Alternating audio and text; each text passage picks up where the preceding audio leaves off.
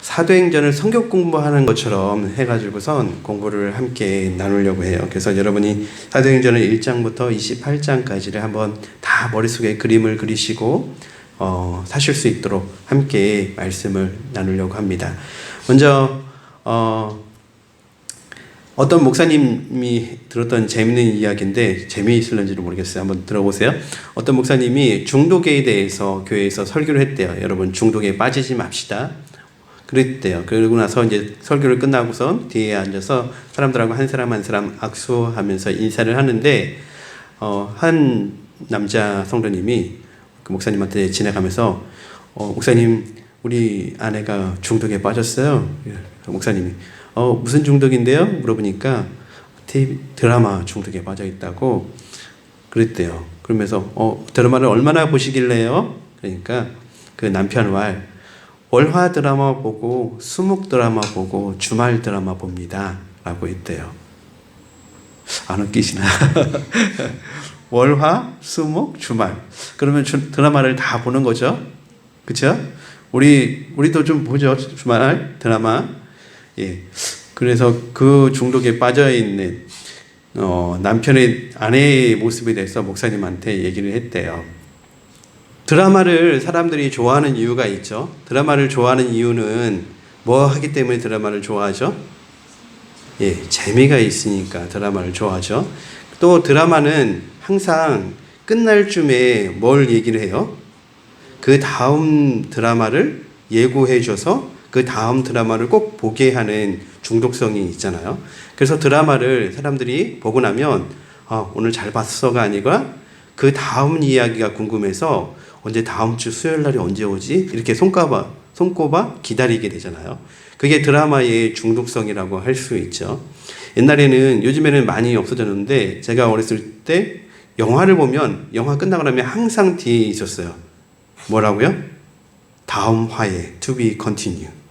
꼭 이리 있어서 시리즈물이 있었고 영화 그 다음이 뭐가 있을지 예상되는 또 예고되는 이런 것들이 있었던 것 같아요. 우리가 볼 사도행전은 딱 그런 내용이라고 할 수 있어요. 사도행전은 어떤 이야기에 이어서 나오는 이야기라고 할 수 있는데 사도행전은 누가라는 분이 누가복음을 쓰고 나서 그 다음 이야기를 사도행전을 쓴 걸 볼 수 있어요. 그래서 누가복음을 읽고 나서는 반드시 사도행전을 읽어봐야지 그 다음 이야기를 알 수 있어요.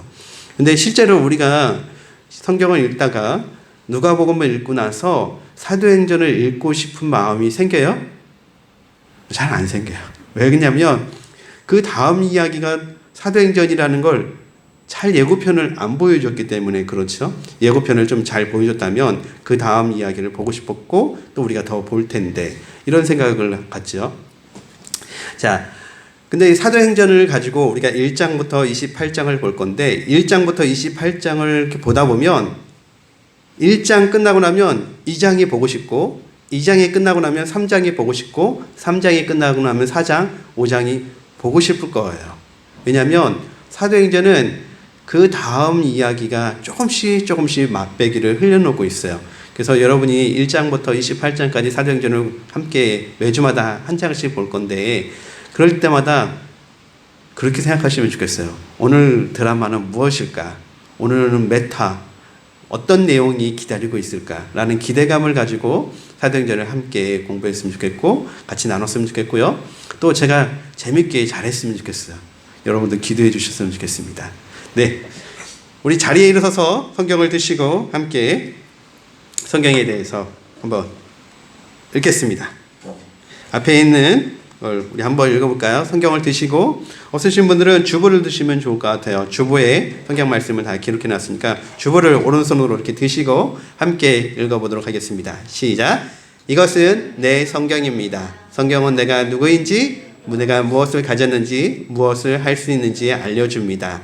오늘 하느님 말씀을 배웁니다. 이 시간에 담대히 선포합니다. 내 마음은 열려 있습니다. 나는 변화될 것입니다.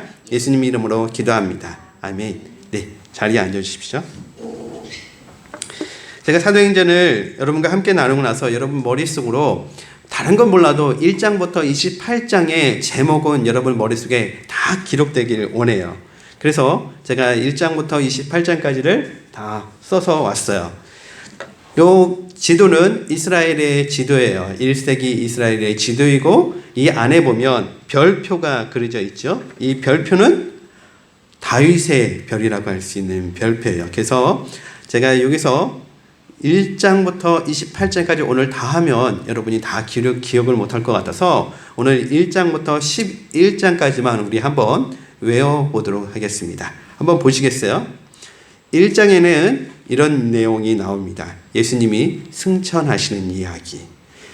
2장에는 예수님이 기다리라 하셨던 성령이 임하는 날, 오순절 사건이 일어나고요. 3장에는 오순절 사건으로 성령의 능력을 받은 제자들이 안진뱅이를 일으키는 이야기가 나오고 있고요. 주보에도 다 있죠. 4장은 안진뱅이를 일으킨 이후에 베드로와 요한이 예루살렘 종교 지도자들의 핍박에 의해서 감옥에 갇히는 이야기가 나오고 있어요. 그리고 5장에는 거짓말을 하는 부부 이야기가 나와요. 왜 이 부부는 거짓말을 하냐면 교회에서 인정받고 싶어서 거짓말을 하는 이야기가 나옵니다. 그리고 7장에 보면 교회에서 성도들이 너무 많아져서 12사도로 부족해서 7명의 일꾼을 뽑아요. 보통 많은 교회에서는 집사님이라고 얘기하는데 저는 바꿔봤어요. 7명의 일꾼이라고요. 7명의 일꾼. 그리고 이게 요 1장부터 6장 그리고 하나 더 7장에 보면 최초의 순교자 스데반 이야기가 이렇게 나와요. 여기까지 1장부터 7장까지는 어디에서 일어난 일이냐면 예루살렘에서 일어난 일이에요. 그래서 이 별표 있는 모습 그대로 1장부터 7장까지는 예루살렘에서 일어났어요. 예루살렘을 중심으로 복음이 전해진 사건을 이렇게 다루고 있어요. 그리고 8장에는 뭐가 나와요? 빌립이 나오는데 빌립이 사마리아에 가서 복음을 전하는 이야기가 8장이 나오고 있어요. 그래서 예루살렘에서 사마리아로 복음이 퍼져나가는 거. 그리고 9장을 보면 교회를 핍박하는 사울이라는 사람이 다메섹에 가다가 예수님을 만나는 이야기를 담고 있어요. 그리고 10장 어디 있어요? 10장은요? 그림에 10장이 어디 있죠? 10번이? 지중해 바다 가운데 있죠. 그 위에 보면 욥바라고 써 있죠. 욥바. 영어로 보이세요? 욥바. 그곳에 고넬료가 베드로를 통해서 최초의 이방인이 예수님을 믿은 사건이 나와요. 여러분, 최초의 이방인에게 복음을 전한 사람은 바울이 아니에요. 누구예요? 최초로 이방인에게 복음을 전한 사람은 베드로예요. 베드로. 고넬료에게. 아니라고요? 누구 있어요? 빌립이. 에디오피아 내시 간다게에게 복음을 전했죠. 근데 에디오피아 간다게는 유대인이에요. 흑인 유대인. 그래서 그 사람은 에디오피아 사람이지만 유대인이었고요. 고넬료는 어느 나라 사람인지 기억나세요, 여러분? 이탈리아 장군이었죠. 이탈리아 장군, 로마 장군. 이 사람은 로마 사람이었어요. 그리고 나서 11장에서는 이제 안디옥 교회가 세워지고 안디옥 교회에서 선교사를 파송하는 이야기를 담고 있어요. 그래서 1장부터 11장까지 중심이 되는 곳이 이 가나안 땅에서 이루어진 일들이에요. 자, 여러분 내려놓으시고요. 저를 한번 외워보시겠어요? 자, 앞에를 한번 보세요. 여기는 아무것도 안 써여 있죠? 자, 1장에는 무슨 이야기가 있다고요? 예수님이 하늘로 올라가신 승천 사건을 다루고 있어요. 2장은요? 오순절. 성령님을 기다리러 가는 성령이 임하는 오순절 사건이 일어났어요. 3장은요? 안진뱅이를 살리는 누가 살렸어요? 베드로하고 요한이. 그 다음에 4장에는요? 베드로 요한이 안진뱅이를 일으켰기 때문에 감옥에 갇히는 사건이 일어났죠. 5장은요? 예, 거짓말을 하는 부부의 이야기가 나와요. 7장은요? 6장은요? 예, 7명의 일꾼을 세우는 이야기가 나오고요. 8장은요? 여러분 조는지 안 주는지 아니에요. 제가 잘못 얘기했죠. 7장은요? 예, 최초의 순교자 스데반 7명의 일꾼 가운데 한 분인 스데반이 순교하는 이야기. 8장은요? 네? 네. 최민이 보고하고 있으면 안 되죠. 최민이가 다 정확하게 아시고 있는데 보고하고 있었어요. 예. 그 7명의 일꾼 중에 하나인 스데반이 돌아가신 거고 7명의 일꾼 중에 하나인 빌립이 어디 가서 사마리아에 가서 전도하는 이야기를 담고 있어요. 그리고 자 9장은요. 예, 교회를 핍박하는 사울이 등장하고 있죠. 다메섹에 가서 예수님을 만나는 사건. 10장은요. 예, 최초의 이방인 고넬료가 예수님을 만나는 사건을 다루고 있고요. 11장은요. 안디옥 교회에 대한 이야기를 담고 있어요. 자, 한번 자신 있게 얘기해 볼 수 있는 사람. 우리 최민 형제가 한 번도 틀리지 않고 얘기했기 때문에 보지 말고 1장부터 11장까지 한번 얘기해 볼래요? 1. 우리 다 같이 1장 하면 최민 형제가 얘기할 거예요. 1장, 2장, 3장, 4장, 예, 5장,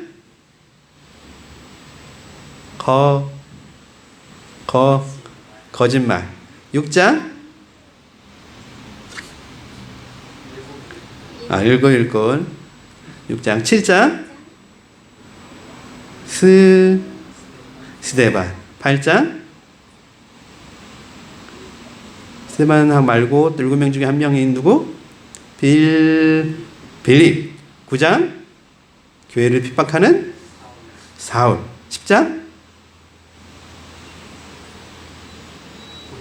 고넬료. 11장, 안디옥. 박수. 자, 우리 어른을 대표해서 엄민주 사모님이 제일 뒤에 있으니까 다 얘기해 보겠습니다. 1장 혼자 얘기해 보세요. 1장, 2장, 3장 쪽. 1장 상처, 2장 오순절, 3장 안진뱅이, 4장 거짓말. 4장 감옥. 5장 거짓말. 6장 일꾼, 8장 스데반. 9장 7장 8장 다음에 8장 빌립. 네 9장 9장이 사울. 10장 고넬료. 11장 오. 자, 이따 끝나기 전에 민웅 형제한테 물어보겠습니다.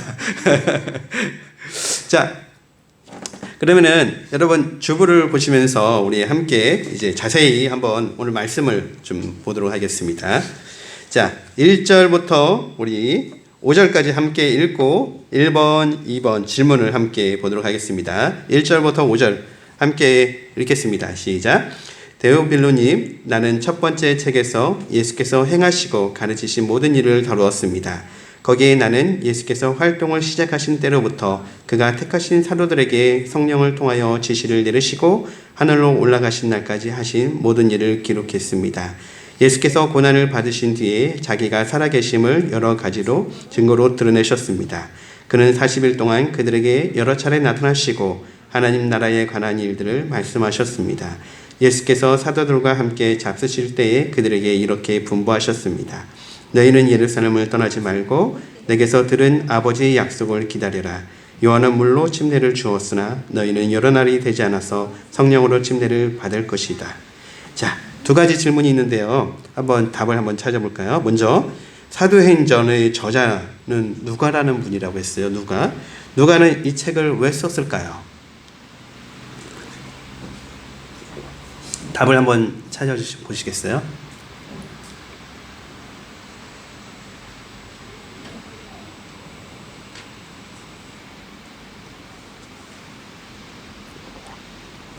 누가는 사도행전을 왜 썼을까요?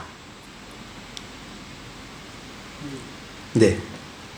부활하시고 나서 다시 올라가기 전에 제자들한테 너희가 나가서 뭐 해라. 그렇죠. 예수님이 부활하신 이후에 제자들에게 무엇을 해야 되는지에 대해서 알려주시기 위해서 썼어요. 맞아요. 또 뭐가 있을까요?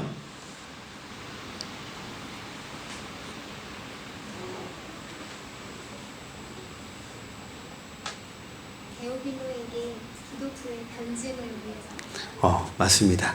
데오빌로라는 사람한테 썼어요. 데오빌로님, 데오빌로요 이렇게 표현하고 있는데 데오빌로라는 사람에게 기독교가 뭔지에 대해서 정확하게 설명하기 위해서 썼어요. 누가의 첫 번째 책이 누가복음이라고 말씀드렸는데 누가복음도 시작할 때 데오빌로님, 데오빌로요 이렇게 시작을 하고 있어요. 두 책 다 데오빌로라는 사람을 향해서 쓰고 있어요. 네, 맞습니다. 또 있나요?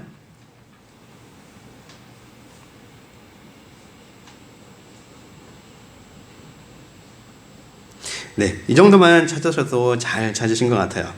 이걸 조금 제가 어려운 표현으로 이야기를 해볼게요. 자, 이 책을 쓰게 된 이유는 4가지 이유가 본문에 등장하고 있어요. 이건 학자들이 이렇게 카테고리를 만들어 놓은 건데 4가지 이유가 있어요. 첫 번째 이유는 외교가로서 누가가 기독교에 대해서 변증하기 위해서 쓴 책이라고 할 수 있어요. 외교가로서.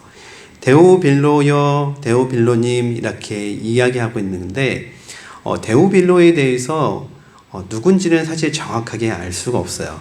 데오빌로는 억지로 얘기하면 데오 하나님, 빌로 하면은 형제요. 그래서 하나님을 사랑하는 형제요. 이렇게 번역하기도 해요.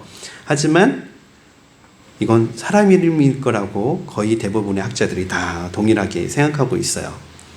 보통 당시에는 책을 쓰게 되면 책을 쓸 수 있도록 후원해 주는 사람들이 있었다고 해요. 그래서 그 사람이 책을 쓰면 책을 쓸 수 있도록 돈을 대주는 거죠. 그리고 책을 쓰려면 돌아다녀야 돼요. 자료를 모아야 되고 이런 후원자 역할을 하는 사람이 있으면 그 후원자를 이름을 맨 앞에 쓰는 거예요. 그래서 데오빌로가 도와주어서 이 편지를 씁니다 라는 식으로 데오빌로여 이렇게 하면서 시작을 하고 있어요. 그래서 근데 이 사도행전 전체를 읽어보면 이 데오빌로 이 사람한테 누가는 어떤 이야기를 하기 원하냐면 기독교가 이상한 종교가 아니라 정말 진정한 종교라는 것을 변호하고 있는 것을 찾아볼 수가 있어요. 변호하고 설명하고 있어요. 그리고 누가복음을 통해서는 이 데오빌로라는 사람이 예수님을 정확하게 알기를 원하는 마음. 근데 데오빌로 한 사람뿐만이 아니라 누가는 이 책을 읽는 모든 사람들이 그렇게 되기를 원하는 마음.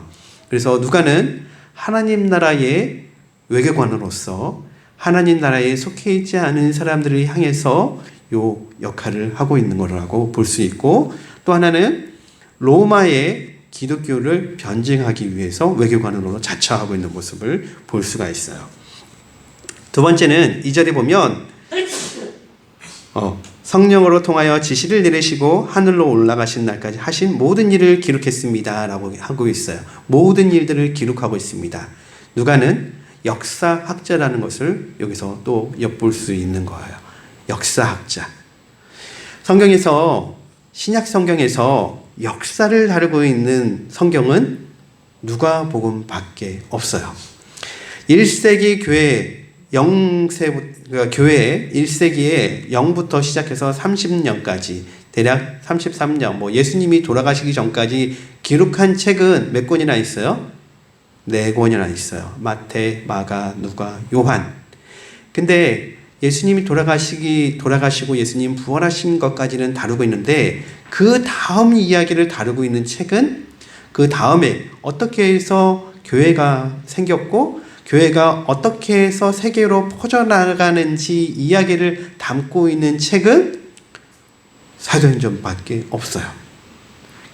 이 사도행전을 누가가 기록하지 않았다면 우리는 교회가 어떻게 시작되었고 교회가 어떻게 복음을 전했는지 알 수 있는 방법이 하나도 없어요. 그래서 누가복음을 기록한 누가는 역사적인 목적으로 이 성경을 기록했다라고 볼 수가 있어요. 하나를 더 찾아보면 3절에 보시면요. 예수께서 고난을 받으신 뒤에 자기가 살아계심을 여러 가지 증거로 드러내셨습니다. 자, 누가는 이 성경을 기록한 목적이 뭐예요? 예수님 이야기를 하고 싶어서, 예수님에 대해서 이야기하고 싶어서 이 성경을 기록하고 있어요. 자, 다시 얘기하면 이 성경의 기록 목적은 복음 전파야. 복음 전파를 위해서 이 성경을 기록하고 있는 거예요. 마지막으로 하나만 더 보면 5절에 보면요. 요한은 물로 침례를 주었으나 너희는 여러 날이 되지 않아 성령으로 침례를 받을 것이다. 예, 성령으로 침례를 받는다. 요 이야기는요. 약간 신학적인 이야기예요. 당연히 역사적인 이야기고 당연히 성경에 기록된 이야기지만 약간 신학적인 학적인 것이 들어가 있는 내용이에요. 그래서 이 성경의 기록 목적은 또 하나 신학적. 어떻게 해서 예수님이 오셨고 하나님이 계시고 성령님이 계신지 요 삼위일체에 대해서 설명하고 있는 책이라고 할 수 있어요. 자, 다시 한번 정리를 해보면 누가복음을 기록한 누가의 목적은 크게 네 가지예요. 첫 번째, 기독교 외교가로서 기독교를 변증하기 위해서. 두 번째, 역사가로서 교회가 어떻게 세워졌고 어떻게 발전했는지를 기록하는 거. 세 번째, 복음 전파를 하기 위해서. 네 번째, 신학적인 조명을 하기 위해서 삼위일체에 대한. 자, 두 번째 질문 한번 볼까요? 예수님이 부활하신 후 하신 두 가지 사역이 있습니다. 무엇을 하셨죠? 예수님이 부활하신 후에 하신 일들이에요.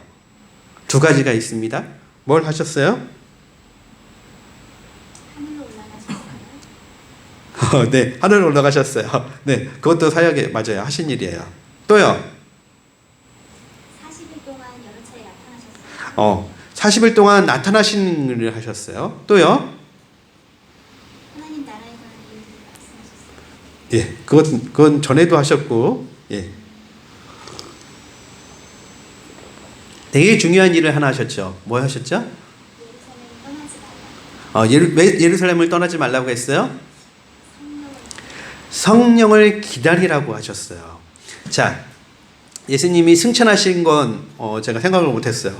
우리 전사님 얘기를 해주셔서 하나 더 쓰여야 될 것 같아요. 예수님이 하신 일이 세 가지죠. 승천하셨어요. 이 세상에 오신 다음에 승천하셨죠. 하늘로 올라가셨어요. 근데 첫 번째 예수님이 하신 일은 제자들에게 나타나신 것이었어요. 성경에 예수님이 나타나신 것을 몇 번을 기록하고 있냐면 다 찾아보니까요. 10번을 기록하고 있어요. 예수님 몇 번을 나타나셨다고요? 10번 제자들에게 나타나셨어요. 자, 그리고 예수님은 나타나셔서 하나님 나라에 대해서 말씀하셨을 뿐만 아니라 예수님이 부활하시고 나서 제자들에게 강조해서 하셨던 말씀이 있는데 그게 뭐냐면 성령을 기다리라는 거였어요. 뭘 기다리라고요? 성령을 기다리라. 성령을 기다리라는 말씀을 하시기 위해서 예수님은 제자들에게 계속 나타나셔서 예루살렘을 떠나지 말고 성령을 기다리라고 말씀하셨어요. 이게 되게 중요해요. 여러분 잊지 마세요. 예수님이 나타나셨어요. 그리고 뭐 하셨다고요? 성령을 기다리라고 말씀하셨다는 거예요. 자, 그 다음 6절부터 우리 그 다음 읽어볼까요? 자, 시작. 사도들이 한자리에 모였을 때 예수께서 여쭈었다. 주님께서 이스라엘에게 나라를 되찾아 주실 때가 바로 지금입니까? 예수께서 그들에게 말씀하셨다. 때나 시기는 아버지께서 아버지의 권한으로 정하신 것이니 너희가 알 바가 아니다. 그러나 성령이 너희에게 내리시면 너희가 능력을 받고 예루살렘과 온 유대와 사마리아에서 그리고 마침내 땅 끝까지 이르러 내 증인이 될 것이다. 이 말씀을 하신 다음에 그가 그들이 보는 앞에서 들려 올라가시니 구름이 쌓여서 보이지 않게 되었다. 예수께서 떠나가실 때 그들이 하늘을 쳐다보고 있는데 갑자기 흰옷 입은 두 사람이 그들 곁에 서서 갈릴리 사람들아 어찌하여 하늘을 쳐다보면서 있느냐. 너희를 떠나서 하늘로 올라가신 이 예수는 하늘로 올라가시는 것을 너희가 본 그대로 오실 것이다 라고 말하였다. 3번 질문 볼까요? 제자들은 예수님께서 이스라엘이 언제 회복될 것인지 묻습니다. 주님은 거기에 대해서 무엇이라고 답변하셨으며 그 의미는 무엇일까요? 제자들은 예수님에게 이스라엘이 언제 회복될 것이라고 물어봤어요. 그러자 예수님이 뭐라고 하셨죠? 너희가 알 바 아니다 라고 하셨어요. 왜 예수님은 너희가 알 바 아니라라고 얘기를 했을까요? 그 의미가 뭘까요?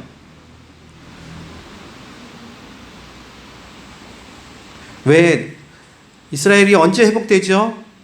다시 얘기하면, 더 되게 쉽게 얘기하면 지금 이스라엘은 어떤 상태였어요? 로마의 식민지 상태였어요.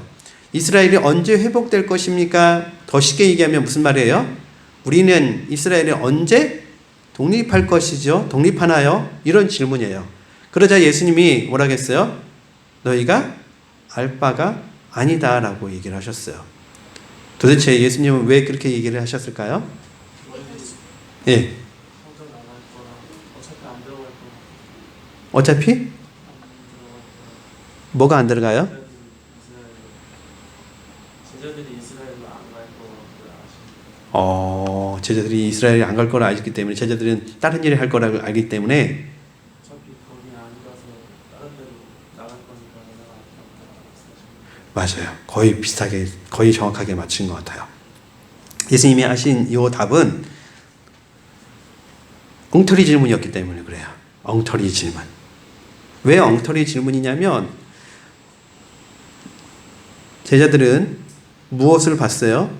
죽으셨다가 부활하신 예수님을 직접 눈으로 보는 기적을 보았잖아요. 그러면 제자들은 사실 특별한 걸 예수님한테 물어볼 거라고 생각했는데 제자들의 관심사는 이스라엘의 독립이었어요. 그래서 예수님이 조금 한심하게 생각을 하셨던 것 같아요. 야, 이제 그런 질문이 아니고 새로운 질문을 해야 되는데 라고 생각하셨던 것 같아요. 그러면서 예수님은 자 8절 9절 보면 새로운 이야기를 하고 계세요. 뭐라고 얘기하냐면 8절 성령이 너희에게 임하시면 너희는 능력을 받고 예루살렘과 온 유대와 사마리아에서 그리고 마침내 땅끝까지 이르러 내 증인이 될 것이다. 제자들의 질문하고 조금 다르죠. 제자들은 언제 회복이 되나요? 라고 하자 예수님은 이렇게 얘기를 하세요. 잘 들어봐. 잘 들어라. 하면서 얘기를 하신 거예요. 뭐라고 얘기하냐면 첫 번째, 내가 꿈꾸는 나라는 이스라엘이 아니야. 내가 꿈꾸는 나라는 무슨 나라야? 성령이 임하시면 무슨 나라요? 영의 나라, 영적인 나라. 첫 번째, 예수님은 제자들은 관심사가 뭐였냐면 이 땅의 이스라엘에 대한 관심이었는데 예수님은 이 땅 이스라엘이 아니라 하나님 나라, 영적인 나라에 대해서 관심을 가지고 계셨다는 걸 볼 수 있어요.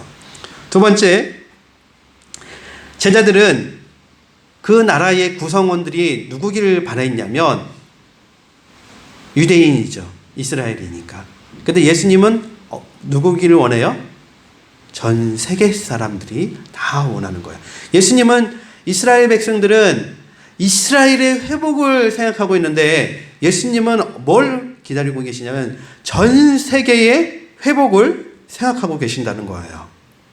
그 다음에 세 번째 예수님이 말씀하시고자 하는 하나님 나라는 어떤 나라냐면 점진적으로 이루어지고 있는 나라예요. 어떻게 해요? 예루살렘에서 시작되어서 유대에서 사마리아로, 사마리아에서 땅 끝까지 퍼지기를 원하시는 것이었어요. 하루아침에 이스라엘이 똑딱 독립하고 이렇게 되는 것이 아니라 하루아침에 전세가 다 하나님 나라가 되는 것이 아니라 점진적으로 점층적으로 커지는 나라를 꿈꾸고 계신 거예요. 이 질문에서 우리가 답을 찾는 건 뭐냐면 예수님이 생각하는 나라는 하나님의 나라였어요. 근데 제자들은 어떤 나라의 회복을 바라고 있냐면 여전히 이스라엘의 회복만을 바라고 있는 것을 볼 수가 있는 거예요. 4번 문제 볼까요? 예수님이 하늘로 올라가신 것에 대한 근거 뭐가 있죠? 요 지금 11절까지를 가지고서 한번 볼까요? 예수님이 하늘로 올라가신 근거가 뭐가 있어요? 예수님이 하늘로 올라가셨어요. 증거를 대보세요. 여러분들에게 그 전도하다 보면 사람들이 물어보잖아요. 예수님이 하늘로 올라가셨다는 근거가 뭐가 있느냐? 그럼 여러분 뭐라고 대답하시겠어요? 증인이 있어요. 증인들이 있어요. 누가 증인이에요? 제자들이 증인이죠. 또 성경에 써 있어요. 맞아요. 성경에 써 있어요. 되게 중요한 증거죠. 또요. 어디 갔나? 어디 갔나? 에? 뭔 말 다시 한번. 어디 갔냐? 어디 갔냐고 예수님이 하늘로 올라가셨잖아요. 아니 제자 어? 따로 어디 틀어서 갔잖아요. 아니에요? 정확하게 이해를 못 하겠어요. 좋아요. 정리를 한번 해볼까요, 제가? 첫 번째 해는 미래 경제가 잘 얘기했어요. 성경이 증거를 하고 있어요. 예수님이 하늘로 올라가셨다는 것을 성경이 증거하고 있어요. 이 사도행전에서 이미 얘기를 하고 있죠. 뿐만 아니라 누가복음에서도 설명을 하고 있고 요한복음에서도 그리고 베드로가 쓴 베드로전서에서도 히브리서에서도 계속 그리고 바울 서신서에서도 계속 하나님은 어디 계시다고 얘기를 했냐면 예수님은 어디 계신다고 얘기했냐면 하나님의 우편에 앉아 계시다고 얘기를 하고 있어요. 그렇기 때문에 예수님은 하늘로 올라가셨다는 것을 우리가 이것을 통해서 알 수 있어요. 첫 번째 성경에서 얘기하고 있어요. 두 번째는 목격자가 있었어요. 누가요? 지금 목격자들이 제자들이 목격자지요. 진짜 본 사람들이 있었어요. 세 번째는요. 요 이야기가 되게 자세하게 굉장히 자세하게 설명되어 있어요. 어떻게 예수님이 하늘로 올라가셨어요? 예, 보세요. 9절부터 말씀하신 다음에 그들이 보는 앞에서 들려서 뭐예요? 이렇게 뭐 잡아당기는 것처럼 이렇게 들려서 올라갔어요. 그리고 구름으로 쌓여서 보이지 않게 되었어요. 그러고 나서 누가 나타났어요? 흰 옷 입은 두 사람이 나타나서 이야기하는 것까지 보였어요. 이렇게 자세한 설명이 있어요. 그렇죠? 맨 마지막 네 번째 예수님이 더 이상 나타나지 않았어요. 하늘로 올라가신 다음에 더 이상 예수님이 나타나지 않았어요. 그전에는 예수님 몇 번이나 나타났다고 얘기했죠? 10번이나 나타났는데 더 이상 나타나지 않게 되셨어요. 그래서 예수님이 어디 가셨길래 안 나타났어? 예, 하늘로 올라가셨으니까 안 나타나셨죠. 자, 그 다음에 12절부터 우리 한번 볼까요? 12절부터 시작. 그리고 나서 그들은 올리브 산이라고 하는 산에서 예루살렘으로 돌아왔다. 그 산은 예루살렘에서 가까워서 안식일에도 걸어갈 수 있는 거리에 있다. 그들은 성 안으로 들어와서 자기들이 묵고 있는 다락방으로 올라갔다. 이 사람들은 베드로와 요한과 야고보와 안드레와 빌립과 도마와 바돌로메와 마테와 알페오의 아들 야고보와 열심당원 시몬과 야고보의 아들 유다였다. 이들은 모두 여자들과 예수의 어머니 마리아와 예수의 동생들과 함께 한 마음으로 기도에 힘썼다. 그 무렵에 신도들이 모였는데 그 수가 120명쯤이었다. 베드로가 그 신도들 가운데 일어서서 말했다. 형제 자매 여러분, 예수를 잡아간 사람들이 앞잡이가 된 유다에 관하여 성령이 다윗의 입을 빌러 미리 말씀하신 그 성경 말씀이 마땅히 이루어져야만 하였습니다. 그는 우리 가운데 한 사람으로서 이 직무의 한 몫을 맡았습니다. 그런데 이 사람은 불의한 삭스로 밭을 샀습니다. 그러나 그는 거꾸로 쪄서 배가 터지고 창자가 쏟아졌습니다. 이 일은 예루살렘에 사는 모든 주민이 다 알고 있습니다. 그래서 그들은 그 땅을 자기들 말로 아겔다마라고 하였는데 그 땅은 피의 땅이라는 뜻입니다. 시편에 기록하기를 그의 거처가 폐허가 되게 하시고 그 안에 사는 사람이 없게 하십시오 하였고 또 말하기를 그의 직분을 다른 사람이 차지하게 해 주십시오 하였습니다. 그러므로 주 예수께서 우리와 함께 계시는 동안에 곧 요한의 침례를 주시는 때부터 예수께서 우리를 떠나 하늘로 올라가신 날까지 늘 우리와 함께 다니던 사람 가운데서 한 사람을 뽑아서 우리와 더불어 부활의 증인으로 삼아야 할 것입니다. 그리하여 그들은 바사바라도 하고 유스도라고도 하는 요셉과 마띠아 두 사람을 앞에 세우고서 기도하여 아뢰었다. 모든 사람의 마음을 다 아시는 주님, 주님께서 이 두 사람 가운데서 누구를 뽑아서 이 섬기는 일과 사도의 직분을 맡게 하실지를 우리에게 보여주십시오. 우리는 이 직분을 버리고 제 갈 길로, 유다는 이 직분을 버리고 제 갈 길로 갔습니다. 그리고 그들에게 제비를 뽑게 하니 마띠아가 뽑혀서 11 사도와 함께 사도의 수계에 들게 되었다. 자, 이 내용을 가지고 5번, 6번 문제를 한번 풀어볼까요? 먼저 5번. 유다를 대신하여 유다를 대신하여 사람을 뽑은 이유가 무엇이죠? 유다를 대신해서 사람을 뽑았어요. 유다는 어떻게 되었길래요? 자, 요 12절부터는 내용이 어디 장소가 바뀌어 있어요. 먼저 1절부터 11장까지는 어디였어요? 제자들이 다락방에 모여 있는 사건이었어요.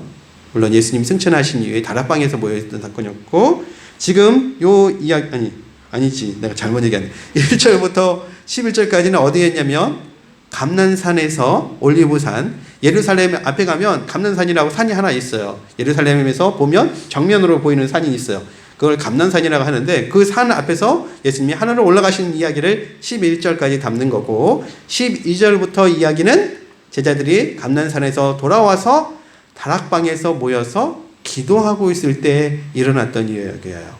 이때 기도하다가 베드로가 호련히 일어나서, 유다가 죽은 거 여러분 다 아시죠? 유다가 몸매어서 죽고 유다가 죽은 것을 핏값으로 샀습니다. 여러분 잘 아시죠? 유다를 대신해서 우리가 사도를 뽑았으면 좋겠습니다. 여러분, 이라고 얘기하고 베드로가 왜 뽑아야 되는지를 설명을 하고 있는 장면이 나와요. 전반부에. 왜 뽑아야 된다고 얘기를 했어요? 성경에서 내 직분이 다른 사람을 차지한다. 네. 성경 말씀의 성취를 위해서 유다 대신에 그 자리 역할을 해야 될 사람을 뽑으려고 했어요.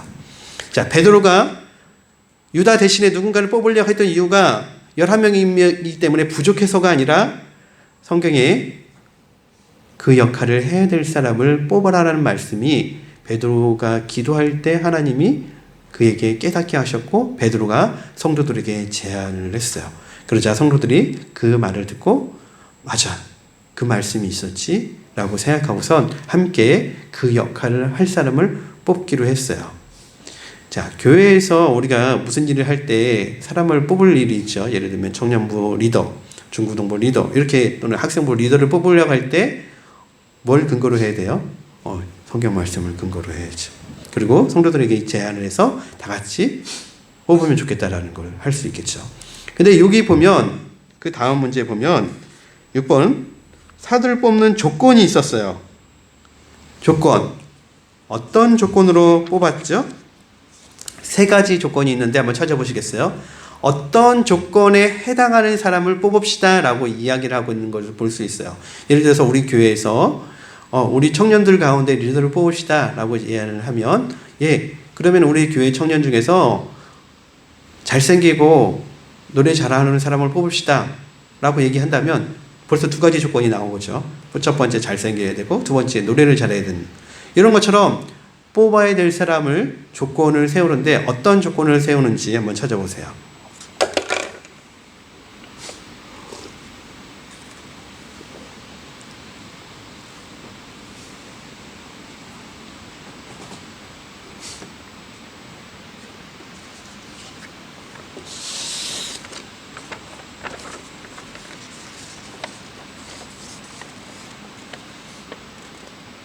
(22절부터) 보면 자세히 나오고 있어요.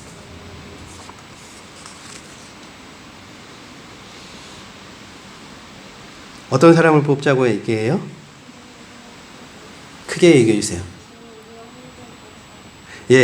함께 했던 사람. 언제부터 함께 했던 사람이냐면 요한이 침례를 주던 때부터 예수님께서 우리를 떠나 하늘로 올라가신 날까지 늘 우리와 함께 다녔던 사람.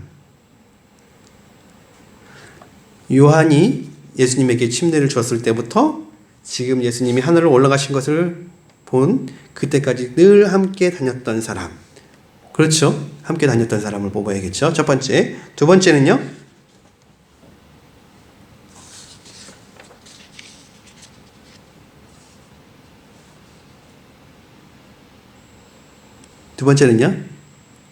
네, 두 번째도 제가 하다가 읽었는데 늘 우리와 함께 다니던 사람.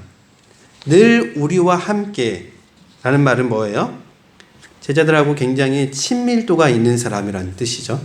늘 함께라는 말은 함께 관계를 잘 맺고 있는 사람이라는 것을 찾아볼 수 있어요. 그 다음에 세 번째.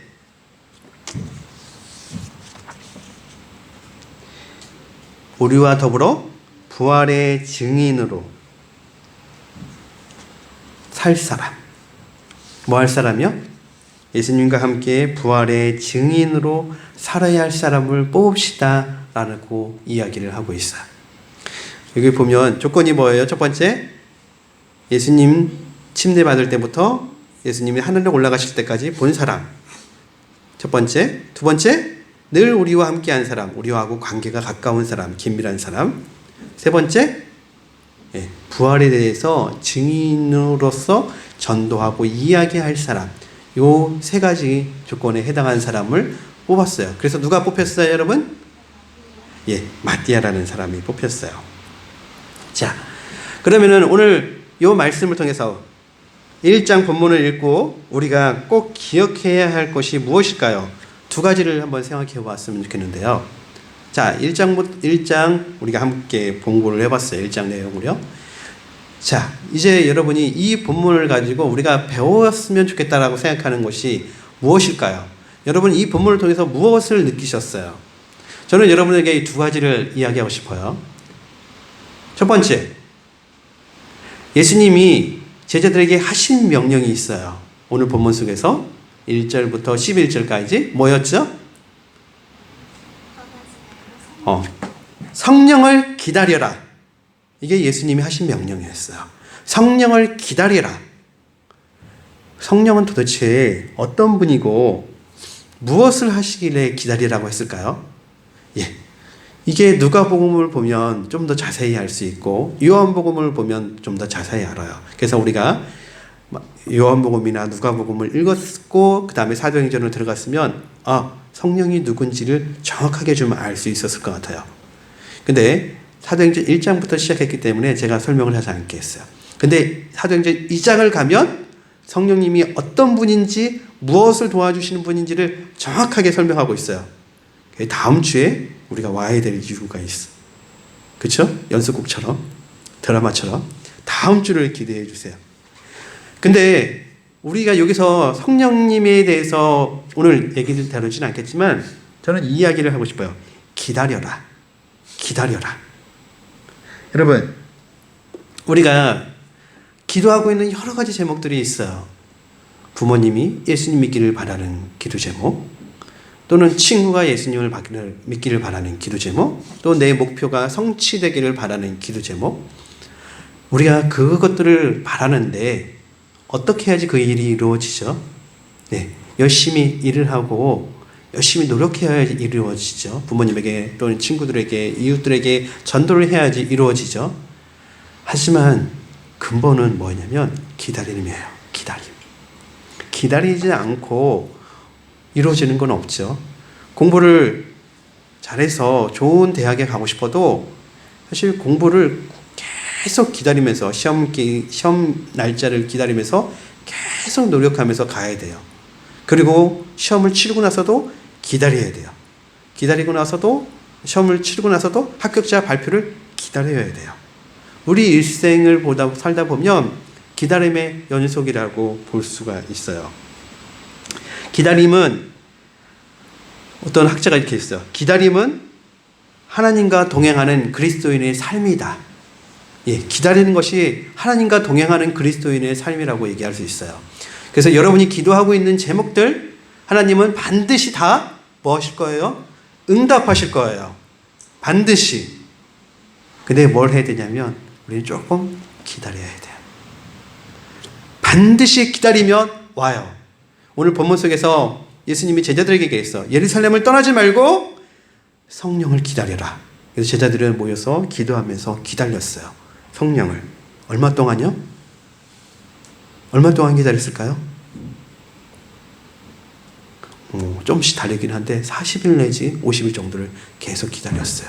기도하면서 40일, 50일을 계속 기다렸어요. 40일, 50일이면 금방이죠. 그렇죠? 금방이죠. 뭐 2달 기다리면 되니까. 그렇지만 당시 제자들의 입장에서 그게 쉬웠을까 한번 생각해 보세요. 예수님은 떠나셨고 예수님 믿는 사람을 잡아서 죽이려고 하는 무리들이 바글바글하고 있었고요. 그래서 제자들끼리 몰래 숨어서 예수님 오실 때를 성령이 오시기를 기다리고 있어야 됐어요. 그래서 제가 얼마 전에 작년인가요? 봤던 예수님에 대한 영화가 있었는데 계속 기독교인들을 잡으러 다녀요. 그러자 기독교인들이 계속 집으로 옮겨 다니면서 숨어서 자기들끼리 성령이 오시기를 기다리고 있는 장면이 있어요. 그리고 뭐 다른 성경에 보면 마태복음이나 마가복음을 보면 제자들이 예루살렘이 아니라 갈릴리로 도망갔다가 이렇게 오는 장면도 있잖아요. 기다림은 쉽지 않죠. 하지만 기다림 끝에는 반드시 누가 오세요? 성령님이 오세요. 우리 다음 주에 볼 거예요. 다음 주까지 못 기다리겠다고 생각하시는 분들은 오늘 집에 가셔서 사도행전 2장을 읽으시면 돼요. 성령님은 오십니다. 하나님은 우리의 기도에 응답하십니다. 두 번째, 마띠아를 유다 대신에 뽑았어요. 마띠아를 유다 대신에 뽑았는데 조건이 뭐였냐면 예수님이 침례 받으시고 그리고 예수님이 승천하실 때까지 본 사람. 자, 마태, 마가, 누가, 요한을 읽어본 사람은 그리고 교회를 다닌 지 제 생각에는 한 6개월 이상이 된 사람은 다 예수님이 침례 받으시고 승천하신 이야기를 다 들었어요. 그래서 우리도 뭐 한 사람하고 똑같아요? 본 사람하고 똑같아요. 우리가 누구예요? 우리가 마띠아예요. 우리가. 안 봤어요? 그 다음 얘기해 볼까요? 우리 가운데 출입하신, 자, 여러분이 계속 교회로 왔다 갔다 하셨잖아요. 최소한 6개월은. 그러니까 우리가 뭐예요? 관계를 맺은 사람이에요. 세 번째, 부활을 증거할 사람. 우리가 교회에 나와서 예배를 드리고 하나님 앞에 사는 이유가 뭐죠? 예, 복 받고 잘 살기 위해서. 맞아요. 그것도 맞아요. 하지만 우리가 꿈꾸는 것은 영원한 하나님 나라잖아요. 그래서 우리가 이 땅에서 하나님에 대해서 증인이 되고 싶어 하는 삶을 살고 싶어 하잖아요. 그러니까 우리가 누구예요? 우리가 마띠아예요. 우리가 마띠아. 여러분이 마띠아예요. 여러분이 마띠아. 여기서 마띠아라는 사람을 뽑았지만 지금 이 말씀을 듣고 있는 여러분이 마띠아인 거예요. 그럼 여러분은 뭘 하시겠어요? 부활의 증인이 되셔야죠. 예수님이 승천하셨다는 증거를 대보라고 우리가 뭘 얘기했냐면 증인들이 있다고 얘기를 했어요. 그렇죠? 여러분이 제가 그 증인이 아니에요. 예수님이 부활하시고 승천하셨다는 증인. 왜 여러분이 증인이에요? 처음에 봤던 12제자와 그 외 여인들 그리고 베드로까지 야고보까지 이분들이 쓴 책을 우리가 보고 그분들의 믿음을 우리가 이어서 내려오고 있잖아요. 우리가 누구냐면 예수님이 부활한 것을 본 증인인 거예요. 우리가.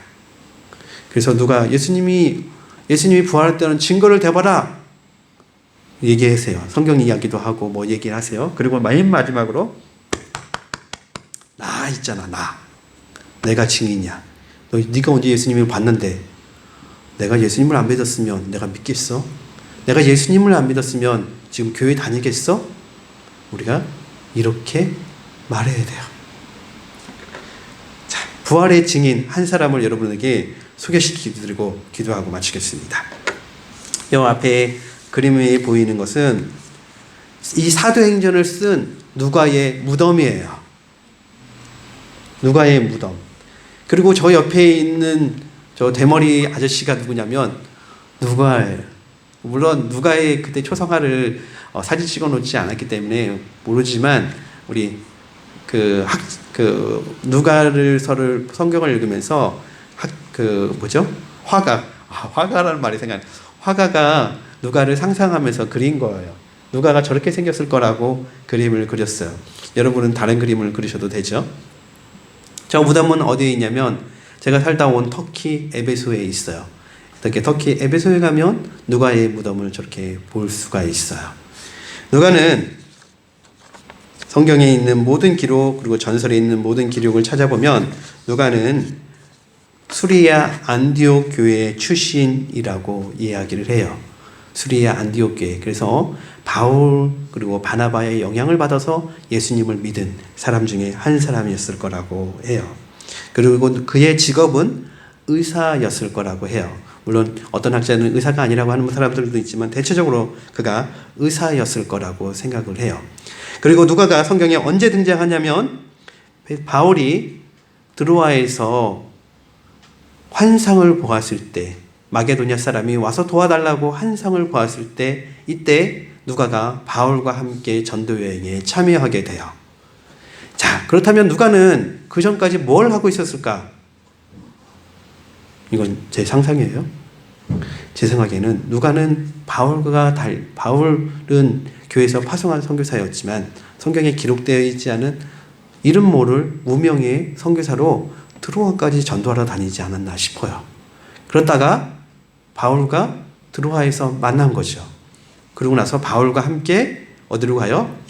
빌립보에 가서 전도를 하게 돼요. 성경의 기록을 찾아보면 학자들은 빌립보에서 누가는 7년 동안 사역을 했을 거라고 추정을 해요. 7년 동안. 여러분, 지난주에 우리가 큐티를 말씀을 어디 나누고 있었냐면 빌립보서를 함께 나눴어요. 빌립보서 1장에 보면 이런 내용이 나와요. 바울이 빌립보 교회만 생각하면 너무 기뻐요. 빌립보 교회만 생각하면 제가 너무너무 감사해요. 너무 좋아서.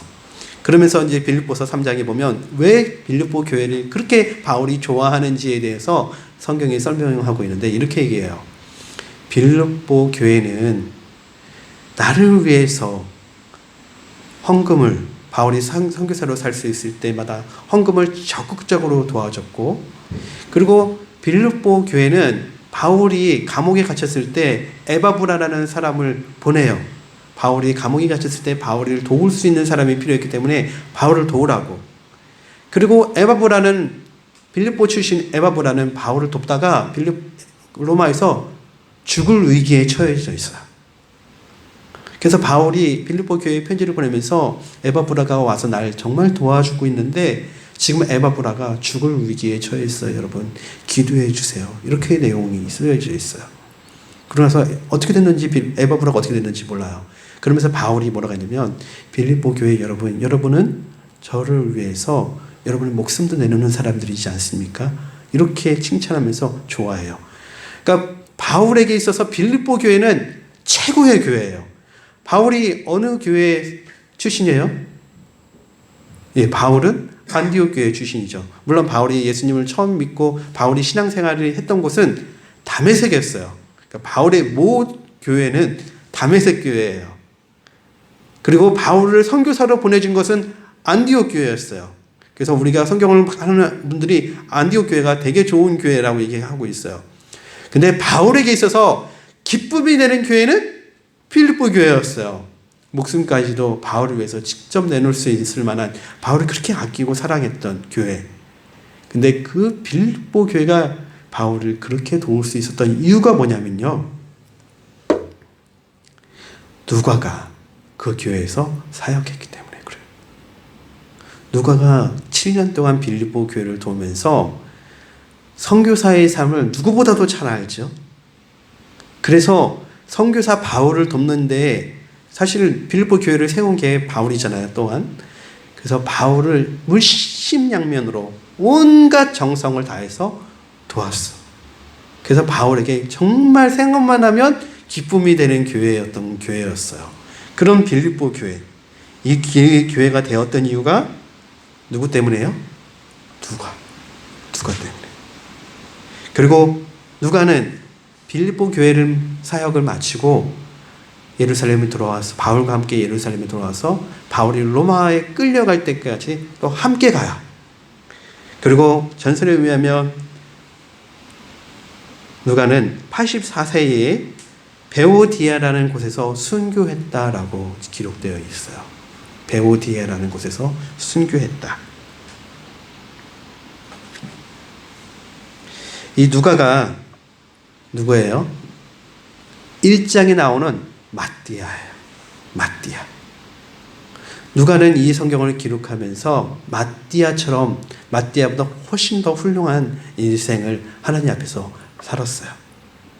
여러분, 저와 여러분은 목격자예요. 저와 여러분은 목격자답게 살아야 되는 거예요. 여러분이 제가 그렇게 살기 위해서 우리는 누굴 기다려야 돼요? 성령님.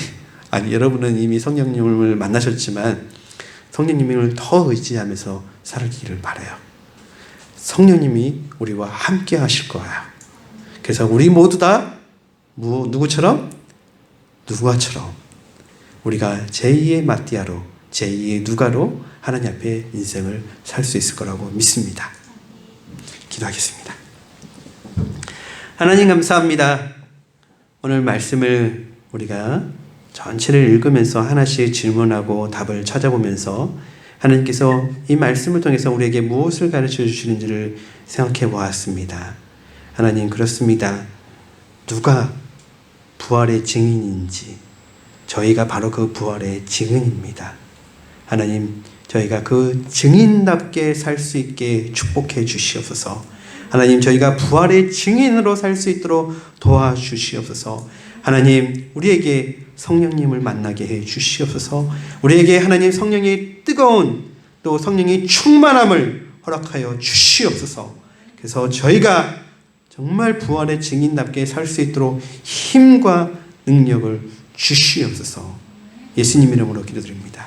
아멘.